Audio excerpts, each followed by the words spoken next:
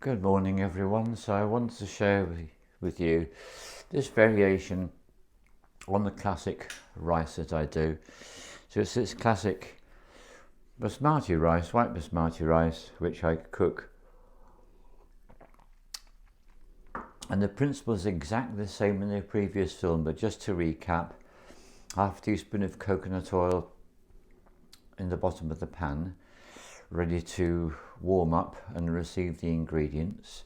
However, a full day beforehand if possible, or a few hours if not, what I do is I soak my rice in some water up to 24 hours if I can, and then I get a cup and I fill it with water and I put some saffron in there, and again I leave that as long as it can, because the longer you leave that saffron in that water, the more intense and vibrant the colour becomes, which is utterly delightful and must potentize its power. Remember, saffron is nature's antidepressant. Good to remember that, particularly if you live in the northern hemisphere at this time of year with the very short days and the very long nights. So what have I done here?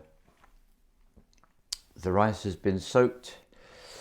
I then obviously am going to need to rinse it and drain it, and the water with the saffron is there ready.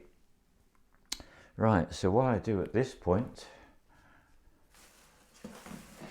is I add some ground cardamom to the warming coconut oil, and I also add some cinnamon, or a cinnamon stick, or a cinnamon quill, and I also add a little bit of lemongrass. So lemongrass, ground cardamom or cardamom seeds, and that third thing which I've just forgotten, but you'll be able to find it out when you look. Cinnamon, that's it. So spices warming in the bottom of the pan, a little bit of salt. The rice is nicely drained, so I throw the rice in at this point and give it a really good stir around. So I'm coating every grain with minuscule fragments of that coconut oil. It's going to cook so much better. So that's all there.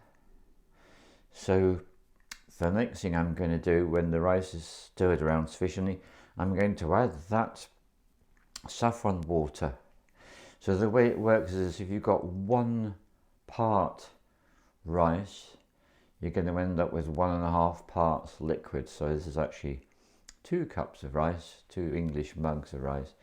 So therefore I've got a full mug of saffron water, and I'm then going to add the same amount of coconut cream, or coconut milk. Comes in a can. If you're very lucky, you can get a company called Cocofina.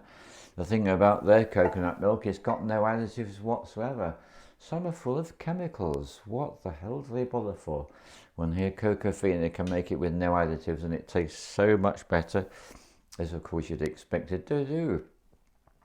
So I've added the coconut cream or coconut milk from the can as well, and topped up with water. So because I've got 2 cups of the rice, I'm going to end up with 3 cups of the liquid, and everything is there except for the final touches. So I get some medjool dates. It doesn't matter if they're hard and dry, I can cut them open, take out the seeds, lay them on top, and some tomatoes, cherry tomatoes, and then I literally cover the pan with a lid and bring it to boil and cook it for a really short time. It always amazes me how quickly it seems to happen. 15 minutes at the most. So after 10-12 minutes, I'll just poke it with a chopstick. As soon as the rice begins to stick at the bottom of the pan, I know it's done, and I take it off the heat with the lid on, of course, and I'll leave it to rest. Resting rice is very important. Even just 5 minutes is enough to leave it to rest.